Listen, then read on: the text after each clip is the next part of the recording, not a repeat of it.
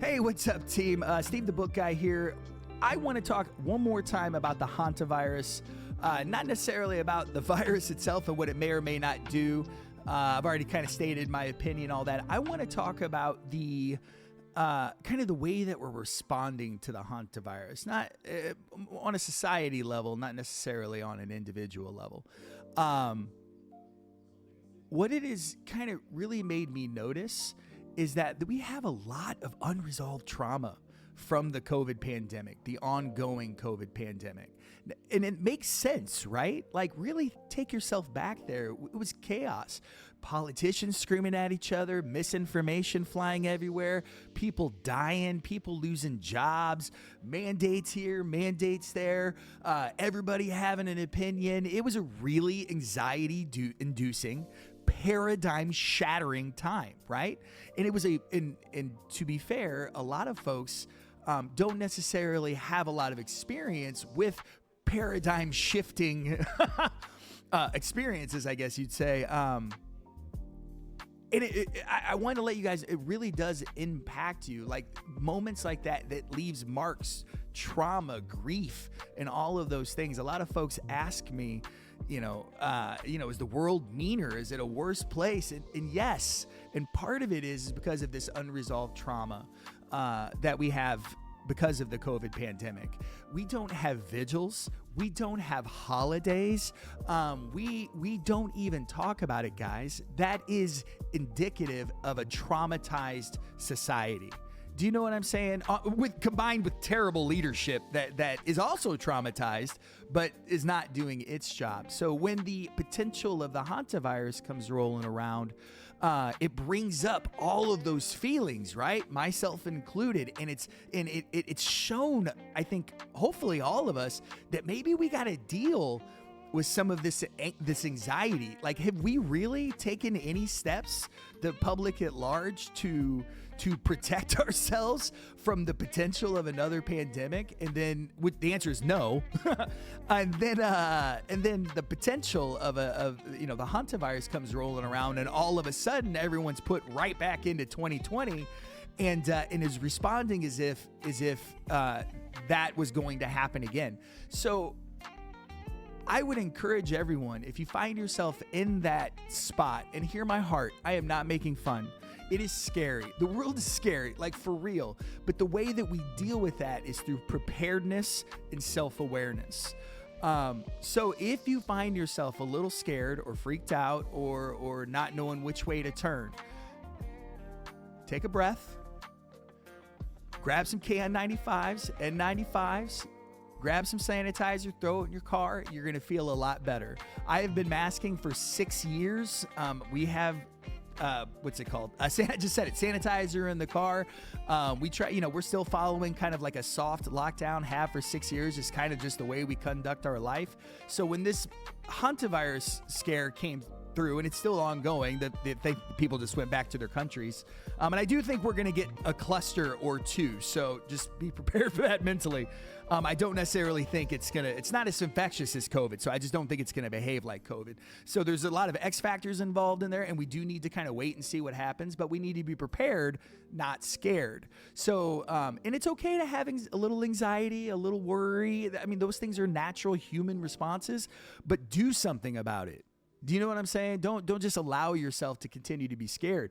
When there's we live in the Midwest, so tornadoes are a thing, right? When we have a tornado warning, we don't we're scared, we're anxious, right? Unless you're in Midwest, and then we go out into our porch and look for it. But we have things that can allow us to not be scared. We have the weather radio, we have an exit plan, all of these different things, a bug out bag, as they say. So, but also I want to encourage everyone, truly, like in all seriousness, to kind of slow down, whether you're a COVID aware person like me. And I do think you guys are some of the most mentally resilient people I'm aware of. Kudos to you. Really been the anchor that's gotten me through these last 6 years as I try to protect my wife from everything. But anyway, really sit through it, guys. Really examine your feelings. Also, this is near and dear to my heart because a lot of people have long COVID, And I really am starting to realize that the reason why these folks who have long COVID cannot get help, it's because the population at large cannot acknowledge COVID as a whole because of trauma. And then since we can't have an intellectual public discourse about COVID and long COVID because all of this unresolved trauma that presents itself through fear, anxiety, anger, etc. The long COVID folks aren't getting any help. Like, it's politically not viable to even talk about it, let alone pass legislation to help these people. So this is a very real instance where this trauma is traumatizing others. We've kind of created like a little, I don't want to call it like a negative feedback loop, but it's just like a block. We can't get past this until we as humans are able to sit with this angst and process it. Because then once we process it, we can we can talk about it. We can help the people that need to be helped. We can talk about pandemic preparedness without it being hyperbolic. Like this unresolved trauma is hurting us as a society. It is preventing us from moving forward. And it feels like, you know, the society at large is very angsty and mean and aggressive and all of those things. It is. The world is a quantifiably worse place. And we will not be able to make it better until we talk about the elephants in the room. And we have several. COVID's not the only one. There's a lot of issues with society right now. But the through line through all of it is COVID. And this is not to mention that repeated infections actually will lower your IQ, hurt your heart. Like, it's not sustainable as a society. And we can't even talk about the further damage we're doing to ourselves because of unresolved trauma. You know what I mean? We're in a bad spot. And you know what? We need hugs. We need hugs for everybody. But in all seriousness, that's kind of what I wanted to talk about today. Just kind of some thoughts that have been coalescing and correlating, if you will, in my mind. I really do think that we have to head on address the trauma that we have in our society. So that way we can move on and get to where we all want to be, and we can make this world an actual safer, better place, not only for you, for me, for my wife, for everyone, for our future, for our kids, etc. So hang in there. Like I said before, there is not a household on the planet that should not have a KN95 or an N95, sanitizer, all of that kind of stuff. Because I don't think it's necessarily going to be hantavirus, but it could be something else. You know, bird flu is still running around and all that kind of stuff. So be prepared, not scared, lower that anxiety level through action. You know, and I'm not saying ignore it. I always tell my kids that anxiety is, you know, as long as it's not out of control, anxiety is a good thing because it lets you know what you need to take care of, right? And then just go take care of the thing and the anxiety lessens, right? It's just like back in.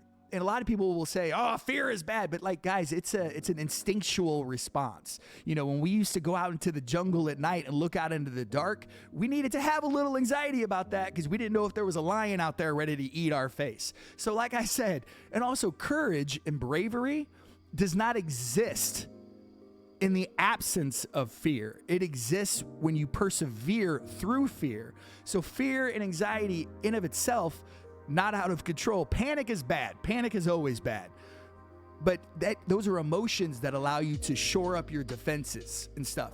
Those aren't necessarily, you know, anyway, I'm rambling. That's all I got. I love you guys. I'm off to source some books. We're going to start populating the show for Saturday. Already, my whole life revolves around that Saturday show. So we'll see you guys then. And if you guys need anything, just reach out.